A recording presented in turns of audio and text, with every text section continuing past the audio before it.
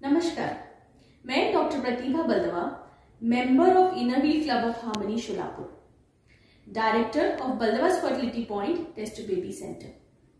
आज मैं आपको कुछ इंफॉर्मेशन ऑर्गन डोनेशन के बारे में देने वाली हूँ। ऑर्गन डोनेशन हाल ही में काफी चर्चा में है क्योंकि इसकी जरूरत दिन ब दिन बढ़ती जा रही है और इसके नियमों में भी काफी सारे बदल आए हैं। तो ऑर्गन डोनेशन क्या है? ऑर्गन डोनेशन मतलब जब किसी इंसान को कोई बीमारी इस हद तक सीरियस हो चुकी है कि वह अंग काम करना बंद कर चुका है या वो अंग इतना बेकार हो चुका है कि उसे हमें रिप्लेस करना जरूरी है, तो उसे ऑर्गन डोनेशन की जरूरत होती है। तो जब किसी इंसान को एंड स्टेज डिजीज हो जाता है तो उसे ऑर्गन ट्रांसप्लांट की जरूरत पड़ती है। तो ऑर्गन डोनेशन दो प्रकार के होते हैं, एक तो लाइव ऑर्गन डोनेशन, दूसरा dead organ donation. Live organ donation यानी एक जीवित इंसान में से हम वो अंग निकालकर जिसे जरूरत है उसमें प्रत्यारोपित करते हैं। तो लाइव ऑर्गन डोनेशन सिर्फ लिवर और किडनी इन दोनों अंगों का ही हो सकता है, क्योंकि जिस इंसान से हम लिवर निकालते हैं, पार्ट ऑफ द लिवर, वह वापस उस इंसान में ग्रो हो जाता है और उसका काम ठीक से होने लग जाता है। किडनी क्योंकि हर इंसान में दो होती है, अगर हम किसी इंसान से एक किडनी निकालें और उसे पेशेंट के अंदर डाल दें तो एक किडनी से वह जीवित इंसान अपनी बाकी की पूरी जिंदगी निकाल सकता है। तो लिवर एंड किडनी यह दोनों का ही सिर्फ लाइव ऑर्गन डोनेशन हो सकता है।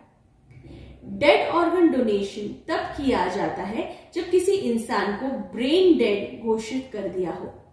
ब्रेन डेड मतलब उसका दिमाग काम नहीं कर रहा है पर उसका हार्ट यानी उसका दिल और हृदय काम कर रहा है।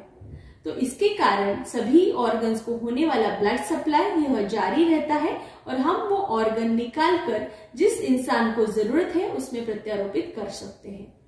डेड ऑर्गन डोनेशन में आईज यानी उसका कॉर्निया, हार्ट यानी heart transplant, liver transplant, kidney transplant, bone transplant, joint transplant, heart walls transplant, यह सब चीजें हम ट्रांसप्लांट कर सकते हैं। तो ये हुआ डेड ऑर्गन ट्रांसप्लांट। ऑल्सो जब हम लाइव ऑर्गन डोनेशन की बात करते हैं तो यूट्रस भी ऐसा एक ऑर्गन है जो कि हम लाइव ऑर्गन डोनेशन कर सकते हैं।